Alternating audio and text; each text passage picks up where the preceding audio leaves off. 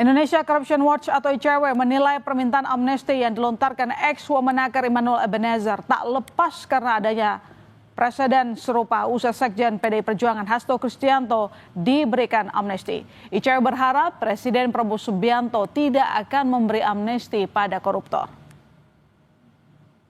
Saat itu ketika Presiden mengeluarkan abolisi dan amnesti memang ICW mengkhawatirkan ini akan dijadikan sebagai presiden gitu ya untuk tersangka kasus korupsi berupaya atau mengharapkan atau bahkan Presiden Prabowo juga memberikan amnesti tersebut. Tapi saya rasa seharusnya Presiden Prabowo paham betul ya bahwa pemberian amnesti kepada tersangka kasus korupsi itu bukan hal yang sejalan dengan komitmen pemberantasan korupsi Presiden gitu.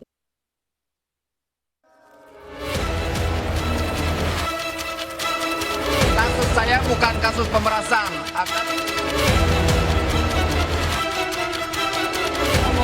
Buka dulu.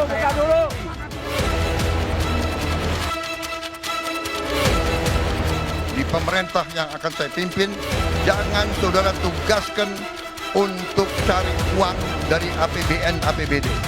Ini zaman pengamatan sangat cepat. Jangan coba-coba.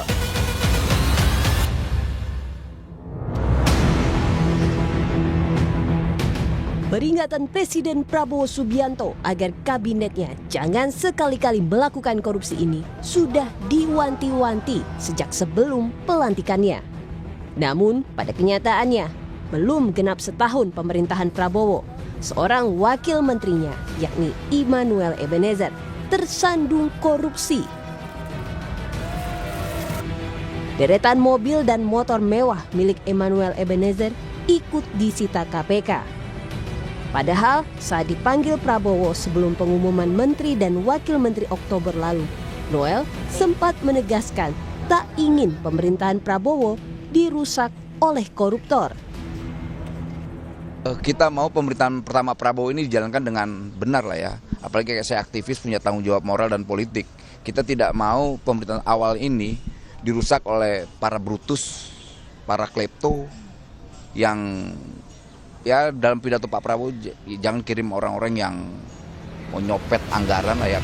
Seolah lupa dengan perkataannya, mantan Wakil Menteri Ketenagakerjaan Immanuel Ebenezer kini malah menjadi tersangka KPK dalam kasus dugaan pemerasan sertifikasi keselamatan kesehatan kerja atau K3. Kasus saya bukan kasus pemerasan, agar narasi di luar tidak menjadi narasi yang kotor yang memberatkan saya. Dan kawan-kawan yang bersama saya tidak ada sedikit pun kasus pemerasan. Semoga saya mendapatkan. Dalam kasus ini, Immanuel Ebenezer diduga menerima jatah uang pemerasan sebesar 3 miliar rupiah pada akhir 2024.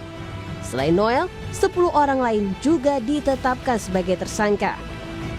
Karena adanya tindak pemerasan dengan modus memperlambat, mempersulit, atau bahkan tidak memproses permohonan pembuatan sertifikasi K3 yang tidak membayar lebih tersebut.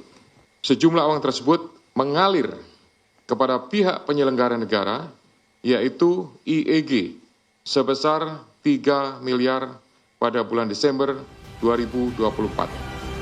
Presiden ke-7 Republik Indonesia Joko Widodo mengapresiasi langkah KPK melakukan operasi tangkap tangan.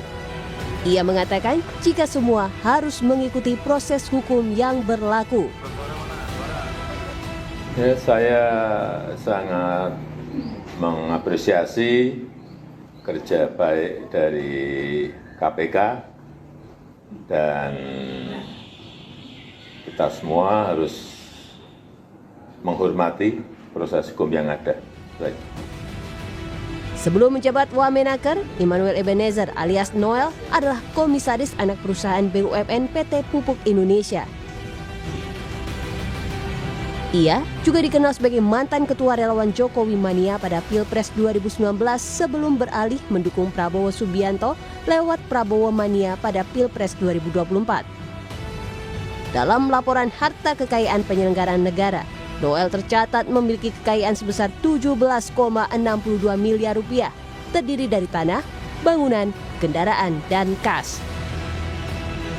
Sesuai dengan peringatannya, Presiden Prabowo tak akan main-main jika ada pembantunya yang terlibat korupsi.